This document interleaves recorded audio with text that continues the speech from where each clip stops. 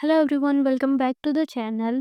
And first of all congratulations कि NTA ने finally exam का शेड्यूल जारी कर दिया है और अकॉर्डिंग टू दैट हमारा एग्ज़ाम होने वाला है in the first week of January. तो आज की वीडियो में हम बात करने वाले हैं कॉम्प्रिहेंसिव स्टडी प्लान की, जो आप फॉलो कर सकते हैं फॉर पेपर वन, जिससे कि by the end of December आप पेपर वन को 3 टाइम्स रिवाइज कर चुके होंगे। So basically, the agenda of this video is to make you familiar with a plan. This is not any kind of coaching plan or whatsoever. It's like made by me, ताकि आप revise कर सकते subject को with a daily topics के targets के साथ में। तो चलिए शुरू करते हैं। एज यू ऑल नो कि 24 नवंबर को है मंडे, तो हम ये शुरू करेंगे मंडे से। बेसिकली आपको क्या करना है, आपको टॉपिक्स कवर करने हैं according to their priority in exam. जो हाई स्कोरिंग एरियाज़ हैं हम पहले उनको कवर करेंगे अलोंग, उसके बाद में हम लोग जो लो हैंगिंग फ्रूट्स हैं उनकी तरफ जाएंगे। तो पहले 2 दिन हमें करना है टीचिंग एप्टीट्यूड। अगर आप पेपर वन को अगर 2 to 3 आवर्स भी देंगे एंड ऑफ द दिसंबर तक, तो आई वुड से कि आप इजीली 30+ स्कोर कर सकते हैं इस पेपर में। तो टीचिंग एप्टीट्यूड हम करेंगे 2 दिन पे। अगर मैं कहूँ कि आपने अभी तक कुछ भी स्टार्ट नहीं किया, तो भी आप इजीली इस प्लान के अकॉर्डिंग दिसंबर तक अपना पेपर वन बहुत अच्छे से कर सकते हैं। तो अगर मैं बात करूँ कि आपने मान लो 24 को स्टार्ट किया, तो कहाँ से स्टार्ट करेंगे। अगर आप चाहो तो भरत कुमार सर के यूट्यूब चैनल से आप टीचिंग एप्टीट्यूड के लेक्चर्स देख लो। वो लेक्चर ज़्यादा नहीं है, लाइक 6 to 7 लेक्चर्स होंगे, वो भी 20-20 मिनट्स के। तो एक दिन में इजीली पढ़ा जा सकता है, और अभी तो एग्ज़ाम टाइम है, तो आपको करना ही चाहिए। तो सबसे पहले आप वो कवर करेंगे। उसके बाद में आप पीवाईक्यूज़ के पीवाईक्यूज़ की बुकलेट देखेंगे या यूट्यूब वीडियो में एनालिसिस देखेंगे या जो भी देखेंगे। आप उन्हीं टॉपिक्स पे फोकस करेंगे जो टीचिंग एप्टीट्यूड से आए, तो आपको पता रहेगा कि भाई आपने जितना पढ़ा है उतना आपको आ भी रहा है या नहीं। फिर अगले दिन आप फिर से उन्हीं सबको रिवाइज करेंगे, तो 2 दिन में आपको टीचिंग एप्टीट्यूड कंप्लीट करना है। उसके बाद में 26 से 28 तक हम करेंगे रिसर्च एप्टीट्यूड। जैसा कि आपको पता है कि रिसर्च एप्टीट्यूड से बहुत सारे क्वेश्चन आते हैं, और ये एक ऐसा टॉपिक है ना कि हमने कभी पढ़ा नहीं होता रिसर्च के बारे में, कि रिसर्च की मेथोडोलॉजी क्या होती है, ऑब्जेक्टिविटी इन रिसर्च क्या होता है, और रिसर्च में कौन कौन से स्केल्स होते हैं, डाटा को कैसे लेते हैं, नॉर्मेटिव टेस्ट क्या होता है। तो अलग अलग जो चीज़ें जो हमने कभी नहीं पढ़ी होती, तो पहले आप इसके लेक्चर्स देख लेंगे, same from Bharat Kumar sir's YouTube channel. उसके बाद में वही है कि आपको पीवाईक्यूज देखने हैं, फिर रिवाइज करना है। तो 3 दिन हम रिसर्च एप्टीट्यूड करेंगे। उसके बाद में हम बात करेंगे आईसीटी की।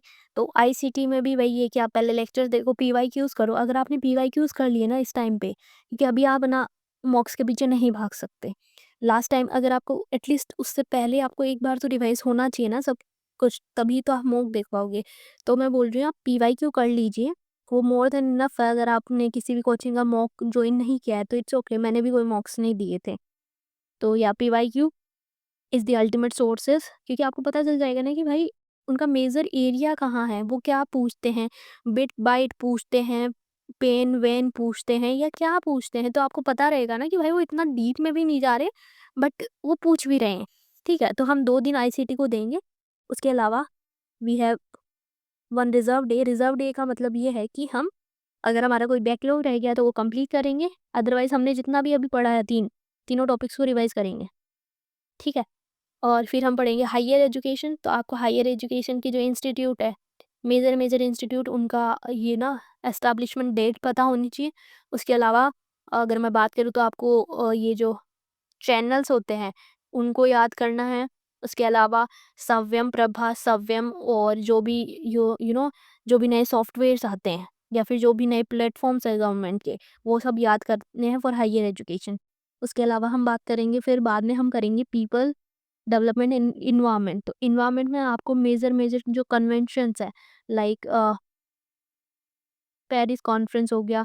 उसके अलावा मतलब आपको ये पता होना चाहिए कि Paris is for climate change. उसके अलावा जो ओडीएस है उसके लिए कौन सा है, कार्टेजेना किसके लिए है, बासिल किसके लिए है, तो आपको ये सब आइडिया होना चाहिए। तो आप 2 दिन हम देंगे इन्वायरमेंट को। उसके बाद में हम देंगे 2 दिन एलआर को। उसके बाद में डीआई को 2 दिन, फिर मैथ्स को 2 दिन। तो आप देखिए ना, हमने 2, 4, 6 डेज़ दिए हैं मैथ्स को। तो अगर आपने 6 डेज़ दे दिए, तो ये मोर देन इनफ है for a person to to ace this exam along with this. मतलब 6 दिन आपने एक मैथ्स को दिए हैं, तो ऐसा नहीं होगा कि 6 दिन आपने पढ़ा और आपको मैथ्स नहीं आ रही हो। मैथ्स उतनी हार्ड भी नहीं है जितनी आप सोच रहे हो। ऐसे नहीं होगा कि ट्रिग्नोमेट्री आ रही है एग्जाम में, भाई इजीली परसेंटेज आ रहा है, एवरेज आ रहा है, तो एटलीस्ट आप उनके टॉपिक्स कर लो ना। 2 टॉपिक तो आप कर लो, परसेंटेज और एवरेज, इससे ही 3-4 क्वेश्चन तो हो ही जाएंगे, ठीक है। उसके बाद में कॉम्प्रिहेंशन को हमने एक ही दिन दिया क्योंकि हम बचपन से भाई पैसेजेस कर रहे हैं अब। और एग्जाम का पैसेज इतना लेवल इजी है ना भाई, कि सारा आंसर्स उस पैसेज में से ही होगा। यूपीएससी के जैसे नहीं है कि भाई तुम्हें खुद से कुछ सोचना हो या फिर क्रिटिकली इसका देना हो कि भाई ऑथर क्या कह रहा है, कुछ नहीं आता। इजी जो उसमें है वही आएगा। तो 5 क्वेश्चन तो आपके ऐसे ही हो जाएंगे। और अगर मुझे नहीं पता, लाइक पेपर 2 मेरा हिस्ट्री है, तो हमारे हिस्ट्री में भी पैसेज आता है। लाइक उस पैसेज में से आंसर देने होते हैं। वो बहुत ज़्यादा हार्ड होता है क्योंकि उस पैसेज का कोई रिलेवेंस नहीं होता आंसर देने के लिए, वो फैक्चुअल ही होता है। बट दिस फॉर पेपर 1 आप इजीली कॉम्प्रिहेंशन कर सकते हैं। बट आप एक दिन दीजिए और पैसेजेस को देखिए जो पीवाईक्यू के पैसेजेस है, फिर बस सिंपल। तो इस दिन आप, मतलब ये तो एक ऐसे हो गया कि भाई अगर तुम्हें कभी बीच में ऐसे करना है कि भाई आज नहीं पढ़ने का मन, तो कॉम्प्रिहेंशन कर लेना उसी दिन अपने हिसाब से। और फिर 13 दिसंबर को फिर से रिजर्व डे आ गया क्योंकि हमने एक राउंड कंप्लीट कर लिया है रिवीजन का। फिर हम वापस शुरू करेंगे टीचिंग एप्टीट्यूड एक दिन में, फिर रिसर्च, फिर हायर एजुकेशन, फिर आईसीटी, फिर इन्वायरमेंट। इस टाइम आपको क्या करना है, इस टाइम आपको जो चीज़ें आपने पहले कर रखी थी, लाइक 2 दिन में जितना आपने किया उसी को रिवाइज कीजिए। नया मत पढ़िए, ना ही नई क्लास देखिए, ना ही कुछ और कीजिए।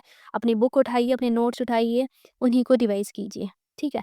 फिर से मैंने 2 दिन क्वांट को दिए हैं क्योंकि बच्चों को आती है प्रॉब्लम्स क्वांट करने में, तो इट्स ओके, आप 2 दिन फिर से क्वांट कीजिए। फिर एक दिन हमने दिया एलआर को, फिर कम्युनिकेशन हमने यहाँ पे किया है। और ये हमारा हो गया सेकेंड राउंड कंप्लीट। फिर हम फिर से रिसर्च एप्टीट्यूड करेंगे, फिर टीचिंग करेंगे, फिर हायर एजुकेशन, फिर आईसीटी, और फिर एनवायरनमेंट, फिर कम्युनिकेशन।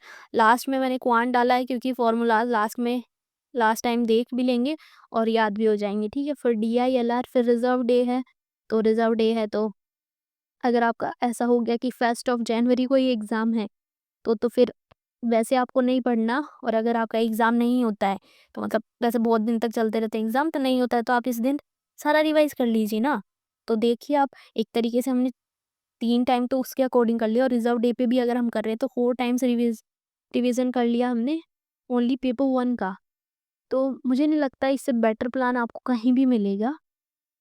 और ये लिटरली द बेस्ट प्लान है अगर मैं बोलूँ तो। क्योंकि अ, इससे हमें पता रहेगा कि भाई, क्योंकि कभी-कभी क्या होता है ना कि हम लोग खुद नहीं सोच पाते। मेरे साथ भी बहुत टाइम्स में होता है कि मैं खुद नहीं सोच पाती कि भाई मैं पहले कौन-सा टॉपिक करूँ, ये कर लूँ, वो कर लूँ, वो कर लूँ। तो हम इसी में रह जाते हैं कि भाई कौन-सा करना है, क्या नहीं करना।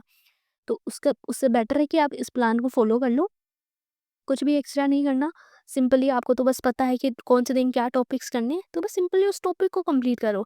तो आपको एक वे मिल जाएगा कि हाँ भाई, ये मेरा रास्ता है, मुझे इसी पे जाना है। 2 दिन टीचिंग एप्टीट्यूड करना, रिसर्च एप्टीट्यूड, ये वो। तो आपके मन में ये भी नहीं रहेगा कि भाई मैं तो टीचिंग एप्टीट्यूड कर रहा हूँ तो शायद मेरा वो छूट जाए। कैसे छूट जाएगा? अगले 2 दिन तो उन्हें उसको डिवोट करना ही है।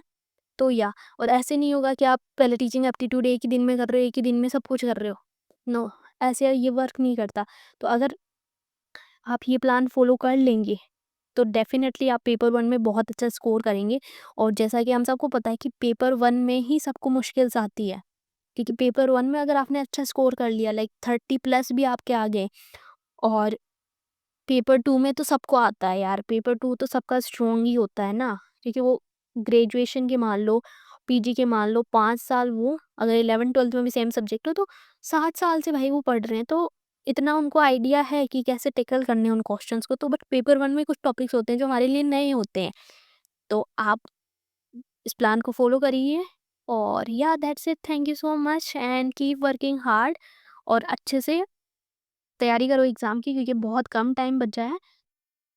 एंड इस बार आपका नेट या जेआरएफ जो भी है क्लियर होना चाहिए। So yeah that's it, thank you so much and bye bye.